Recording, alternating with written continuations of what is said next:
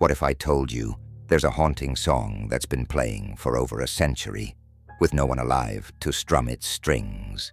And what if I said those who heard it, well, they were never quite the same again? You don't want to miss this story. Welcome to the Nightside Archive. Tonight, I present the silent melody of Coleheart Mine. Coleheart Mine was as grim and grueling as its name suggested. Tucked into the shadow of an Appalachian forest, the story begins with a miner named Ezra, who had a peculiar reputation. Ezra wasn't just known for his knack in the coal pits.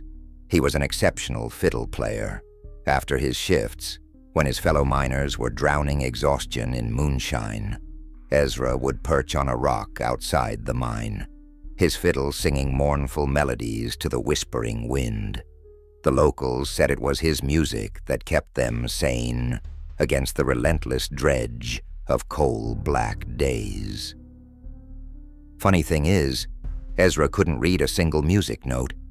When asked about his tunes, he'd blink, baffled, and say only, "I just play what comes." But as much as Ezra's music was adored, the mine itself held a darker undertone. Stories trickled through the community, claiming the tunnels had voices, whispers that slithered through the stone corridors, audible only when the lamps dimmed low. Miners would swear they heard sobbing, pleading in the deep, and bells chiming faintly in the abyss. Always faint, always unreachable. Ezra, however, laughed off the tales.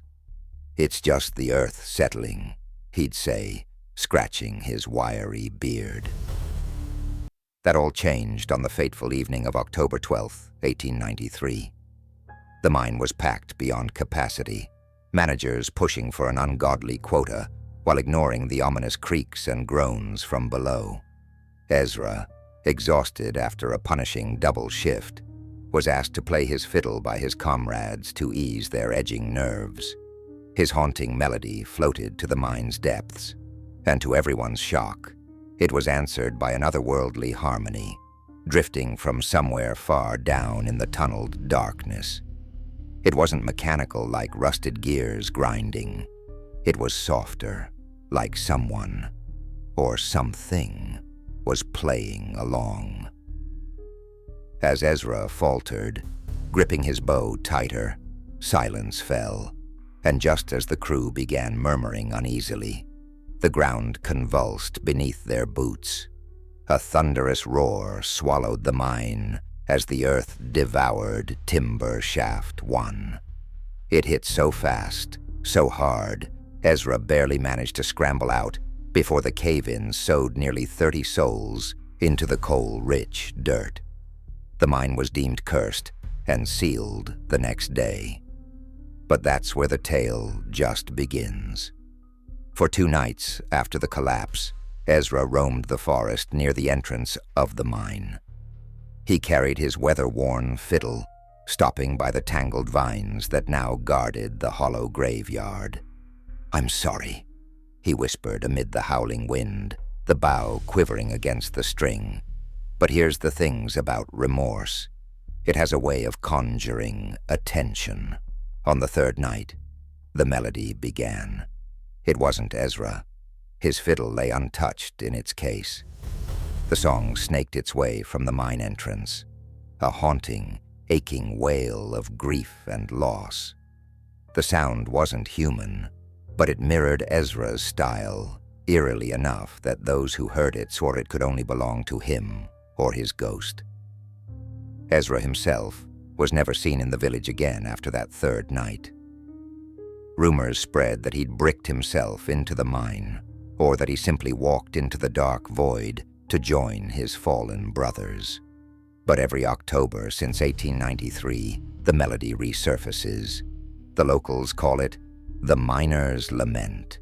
Every year the village falls dead silent on the anniversary of the collapse. Residents jam their windows, pack into churches to pray the tune away. You see, the melody's curse isn't its sound. No, it's the way it clings. Those unlucky enough to hear it say it trails them, whispering soft, ear's breath notes, no matter where they go. It scars them, dragging chills even on the warmest evenings. One family documented the curse in chilling detail. The McAllisters, who moved into the area in the late 1950s, unknowingly built their cabin atop hidden tunnels connected to Coleheart Mine. The melody plagued their household from dusk till dawn, causing restless nights and many broken dishes as an unseen force seemed to lash out whenever dissonant sounds clashed in the air. The youngest child, Sarah, spoke almost fondly of a man made of shadows who stood in her doorway each night, swaying gently to the song. By 1972, the cabin was abandoned. Paranormal investigators would find sheets of music scrawled on the walls in ash. None of the McAllisters were musicians. People still venture into the Appalachians, hoping to document the haunting tune. Some come equipped with recording devices, others instruments, eager to harmonize with Coleheart's lingering echoes. Yet no sound has ever made it to tape. But strange things have. Faint sobbing, the clatter of long-dead equipment, and most unsettling of all, the note. For those who survived the tragedy, it seems the dirt hasn't closed completely. No one has been brave or foolish enough to open the mine again. The fields and gnarled roots, creeping over the black mouth, protect what lies dormant. But on a quiet night, in the cooling air of October, if you hide your breath and listen closely, the song will rise from the deep like a ghost exhaling.